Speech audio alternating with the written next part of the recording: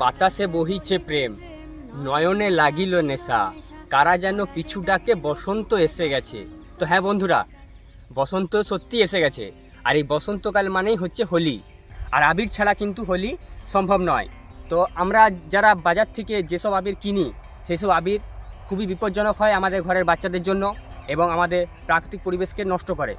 তাই আজকে আমার মেন লক্ষ্য হলো যে ন্যাচুরাল কালার দিয়ে কীভাবে আমরা আবির বানাবো বাড়িতে বসেই এবং আমাদের বাচ্চাদের হাতে তুলে দিতে পারবো। তাই বন্ধুরা, আমার এই ভিডিওটা স্কিপ না করে পুরোটা দেখার জন্য আপনাদেরকে অনুরোধ রইল। তো বন্ধুরা, এই আবির তৈরি করার জন্য যে ন্যাচুরাল কালার ব্যবহার করব, সেই কালার আসবে এই গাঁদা ফুলের মালা থেকে। তো এর জন্য আমি বাজার থেকে 2 পিস গাঁদা ফুলের চেন কিনে নিয়ে এসেছি।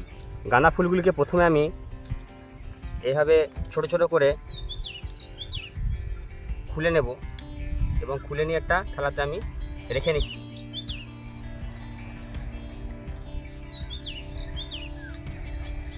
এর থেকে যে রঙটি বের হয়, সেই রঙটি কিন্তু খুবই সুন্দর হয়।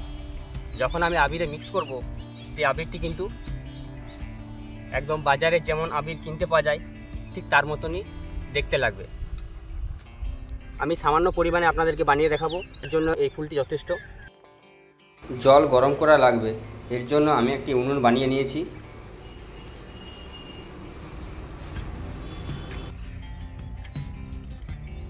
কড়াইতে সামান্য জল দিয়ে দিলাম এবং জলটাকে ভালো করে ফুটিয়ে নেব।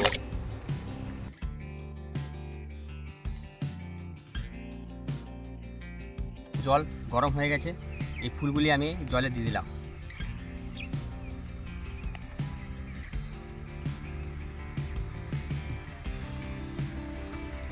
দশ মিনিট মোটামুটি ফুটানোর পরে ফুলের যে ন্যাচুরাল কালারটি রয়েছে, সেই কালারটি কিন্তু আমার চলে আসবে।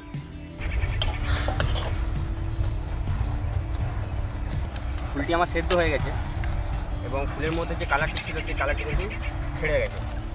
এই ফুলটিকে কিন্তু ছেঁকে নেব এবং যে জলটি রয়েছে, জলটি আমি ব্যবহার করব আমার কালারের জন্য। ফুলটিকে আমি জল থেকে আলাদা করে নিচ্ছি।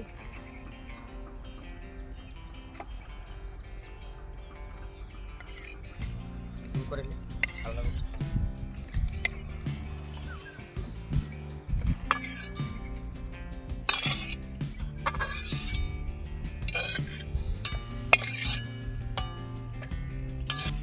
জলটা আমি কিছুক্ষণ রেখে দেবো ঠান্ডা হয়ে যাওয়ার জন্য।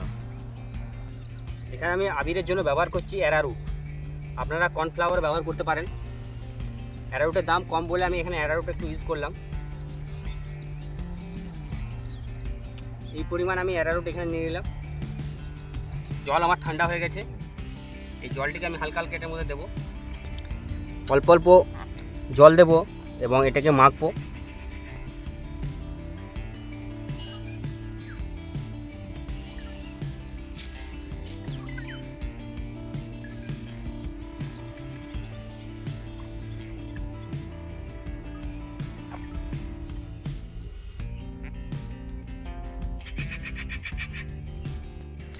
কালার আস্তে আস্তে আসতে আরম্ভ করেছে।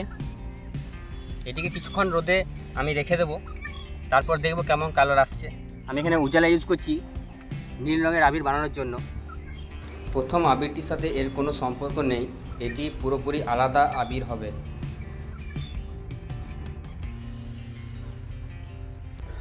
এখানেও কিন্তু কালারটি আস্তে আস্তে আরম্ভ করেছে।